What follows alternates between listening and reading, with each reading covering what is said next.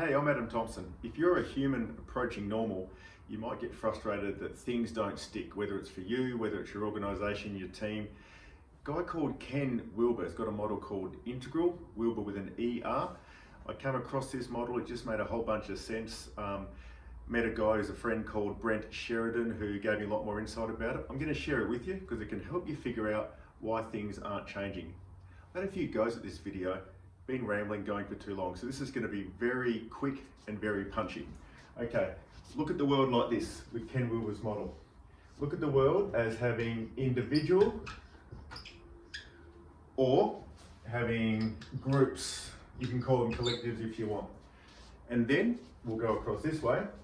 Look at the world as having an internal aspect to it, internal, and having an external aspect to it. So internal means the vibe, feelings, thoughts, all the stuff that exists that you can't see. External means stuff that you can see. Gives us effectively 4 quadrants. Brent calls them quadrant 1, quadrant 2, quadrant 3, quadrant 4. Some people call them top left, top right. You get the idea, bottom left, bottom right. So putting the quadrants together, what do we get? Well, the world of the individual, internal, is the world of mindset. How do you show up? What stories do you tell yourself? It's the world of therapy, it's the world of wellness, all that sort of thing. What's going on in the old noggin? The world of individual external is the world of behaviors. That's the stuff that you can see yourself doing. You can actually produce knowledge and skills. You see other people doing the stuff they say.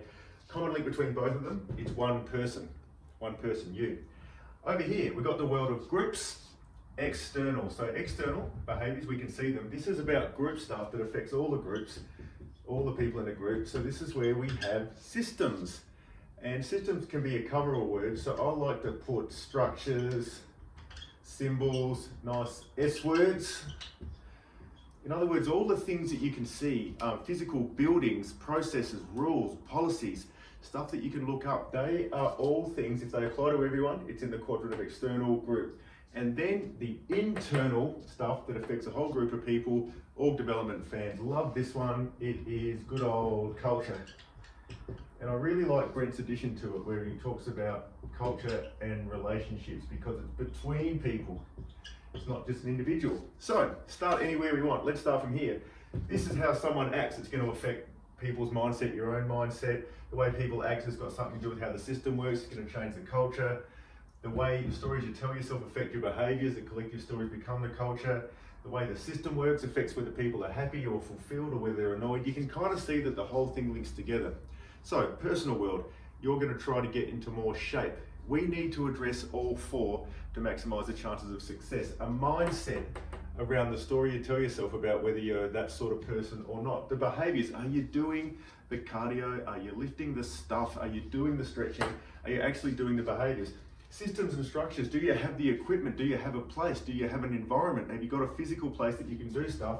And cultural relationships, are the people around you supporting you for doing the stuff that you're looking to do? That's individual. On a team and organizational level, do the systems and symbols and the way the place works actually reflects the work that we're trying to get done and the feeling we're trying to create?